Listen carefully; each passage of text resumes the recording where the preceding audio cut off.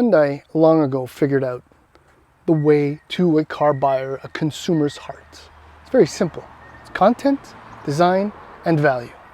In fact, that recipe has worked so well for the Korean automaker that today they have an 8% market share in Canada, on par with Honda. Now, only the most clairvoyant, super auto data expert pro could have ever foreseen something like this happening. Only a decade ago. It was inconceivable maybe 15 years ago, and it was a laughable joke 20 years ago. But here we are. Hyundai has focused heavily on their bread and butter models. Well, the Accent, which is gone, the Tucson, the Santa Fe, the Sonata, and the Elantra. And those cars generate massive volumes. But Hyundai has done something once in a while, just to keep interest in the brand high. I'm thinking, well, maybe not the Scoop, but maybe the Tiburon, or especially the Genesis Coupe. And then they did other things like the Veloster.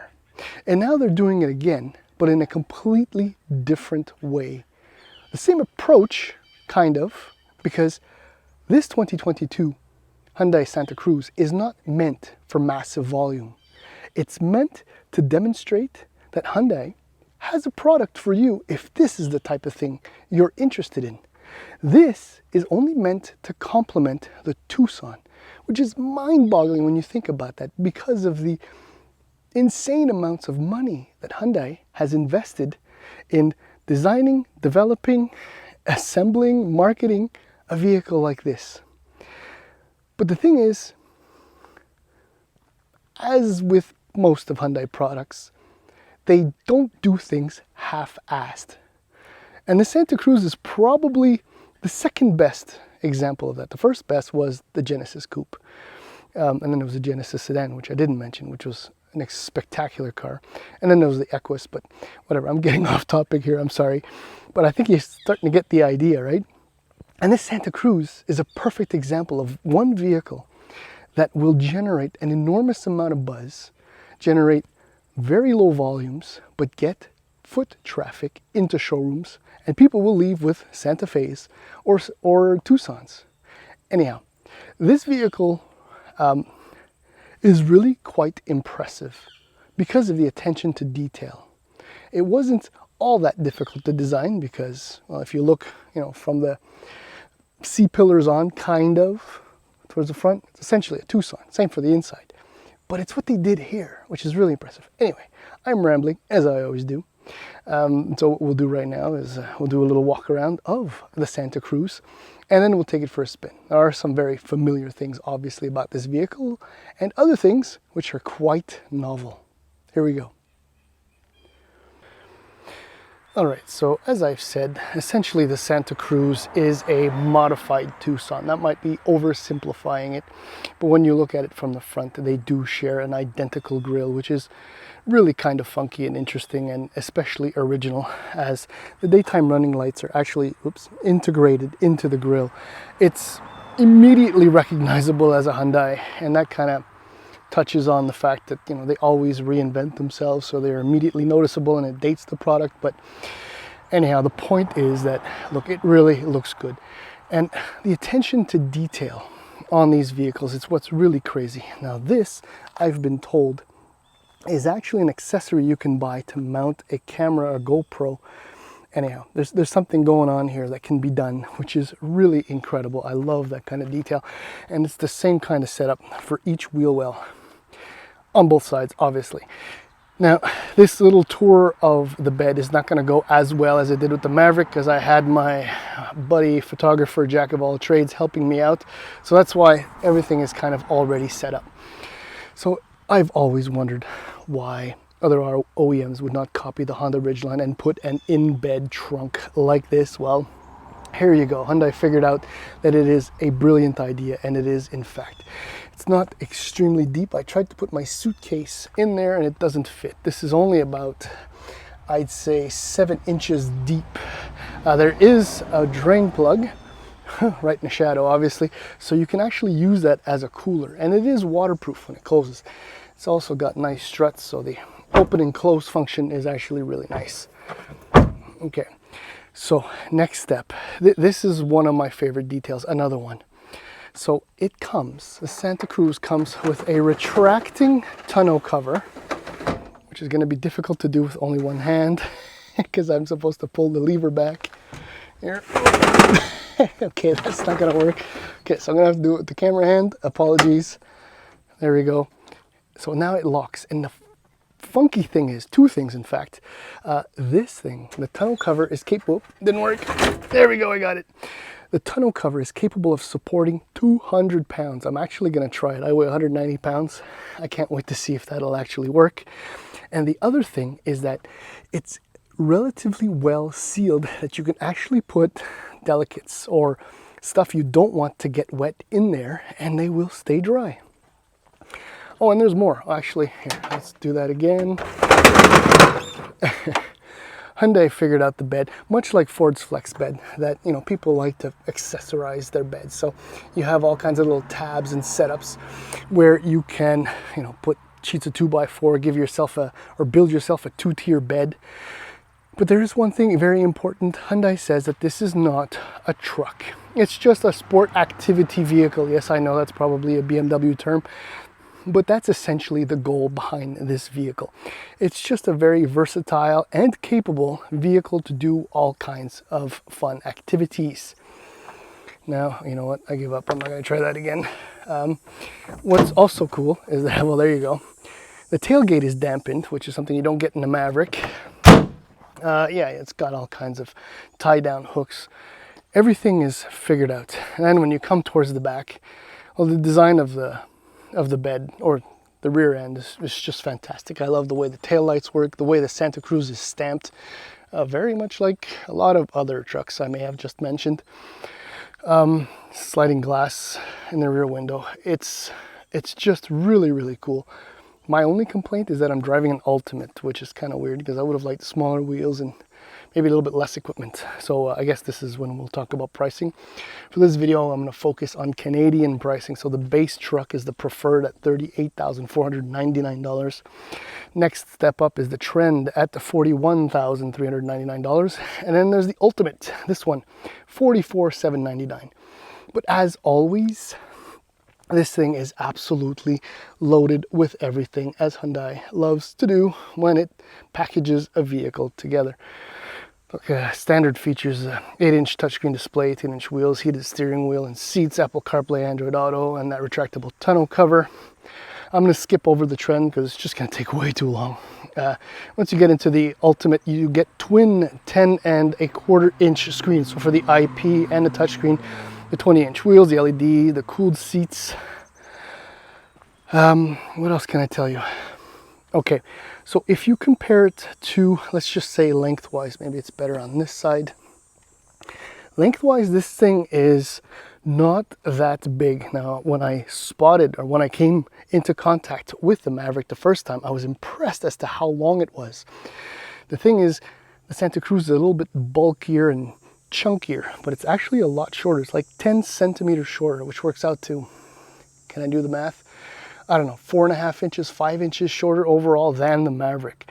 So it's actually fairly considerable. Oh, yeah, speaking of length, the bed itself is only about 4.3 feet deep, but it's about 4.5 feet across on top of the wheel wells.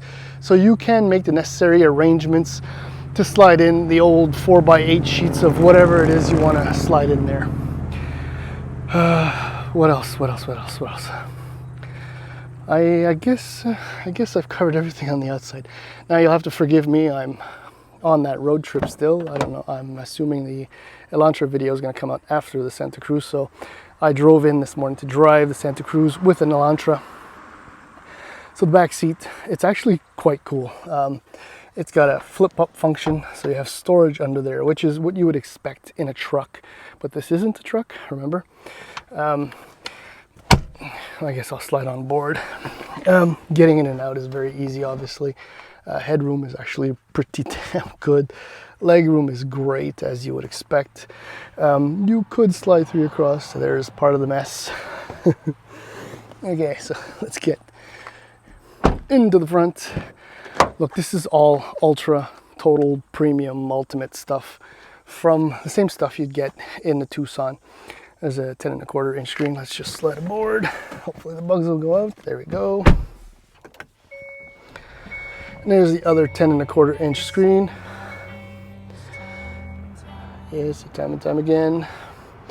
Okay, so redundant buttons down here, which are fantastic. I mean, when there is a lot of sunlight on here, the glare kind of makes all the buttons look alike because there's absolutely zero definition. But, you know, let's just chalk it up to the old man and me having a hard time with that.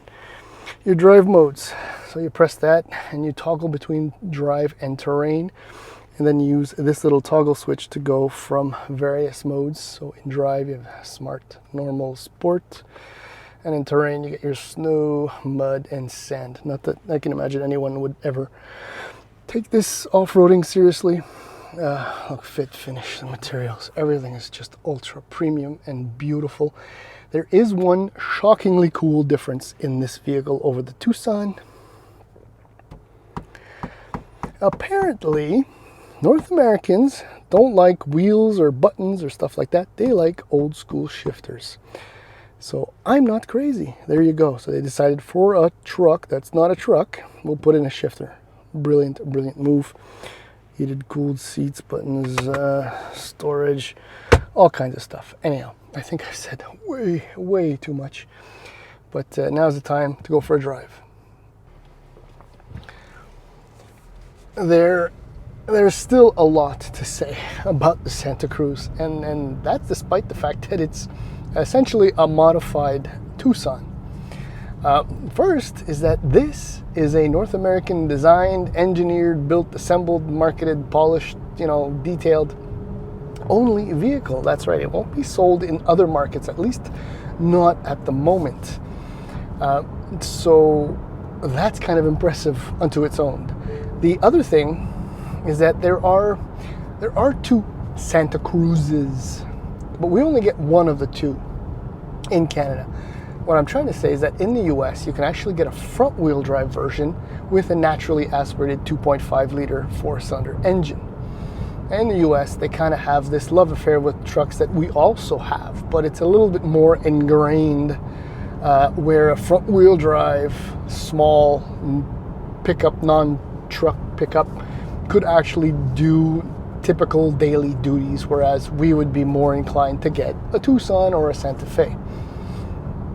The other version, if you will, and this is the one that we get in Canada only, is a decked out 2.5 turbo four-cylinder engine and an H-Track all-wheel drive driveline, drivetrain, as well as an 8-speed dual clutch transmission.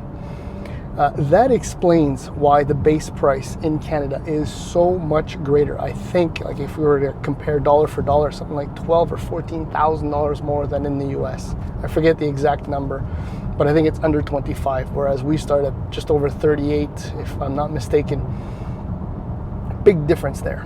But that's not necessarily a problem in Canada specifically, given that Hyundai expects only to sell a few handfuls of the Santa Cruz in the coming future. But what that also means, though, is that because we have this powertrain only in Canada, it means that essentially what we have is a Tucson pickup that isn't a pickup truck N-line, because I mean, this thing, with its 311 pound-feet of torque and 281 horsepower, really gets up and goes. It's surprising. The DCT, now this is it's interesting comparison, because the Elantra that I drove to get to Toronto has a 7-speed DCT. This is the 8-speed DCT. The 7-speed, that may also have to do with the all-wheel drive. I'm not entirely sure as far as the mechanics of it all. But the 7-speed is quicker, sharper, snappier. This 8-speed, like just shifting from reverse to drive, my goodness, the delay in the actuation of the clutches is eternal. It's an eternity. It's extremely frustrating, but I suppose you get used to that over time. One of the reasons why I would have preferred to have a lower trim model, especially a preferred, is because it does have, oops, that road is closed. It does have 18-inch wheels, and I think the Trend does as well. And I suspect that the ride would be a little bit smoother than it is with the Ultimate and the 20-inch wheels. I mean, there are little fissures all through the road right here, and I'm feeling everything right up into my butt, and not exactly enjoying that. A little bit more sidewall would be nicer. I mean, but overall, handling is surprisingly dynamic, but not so surprisingly at the same time. Steering, unlike the Elantra, again, is an interesting comparison. Very, very different vehicles, obviously, but you know, it's all the same family. Now, there's a little bit of on-center play, but it's really nothing. What more can I add to this? Oh yeah, you can tow up to 5,000 pounds with this thing, which trumps by a considerable amount. I mean, it's 25%. The Ford Maverick with a 2-liter EcoBoost, which will tow up to 4,000 pounds. So, you know, with all that utility that I showed you in the bed, and the towing capacity, the power, you have to, you know, I mean, Hyundai is very, very clear about the fact that this does not compete with the Maverick. It's an alternative to the Tucson. It's an alternative lifestyle vehicle like any other SUV, however, it has an open bed.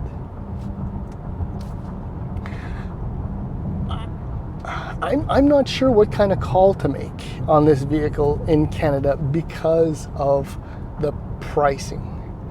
It's extremely steep. I don't know what the take rate is on the upper trims for the Tucson, but I'm assuming that only those shoppers would actually consider something this expensive with an open bed. Because when you figure that a Maverick starts at $26,000, if you add all-wheel drive, you know, yes, you move up to 30, but it's still a heck of a lot cheaper than this thing. Maybe it's a little bit more than that, 32, I forget, so many numbers. Anyhow, this thing is impressive, if mostly because it exists, because it doesn't need to exist. And the execution is fantastic. I mean, they started off with a Tucson, the new Tucson, which is impressive to say the least to begin with, and then put all that attention into a bed that, as far as they're concerned, is not meant for utility or work. Anyhow, this is going to be another Hyundai product that is going to be talked about quite a bit, and will once more generate a buzz and interest for the Korean brand.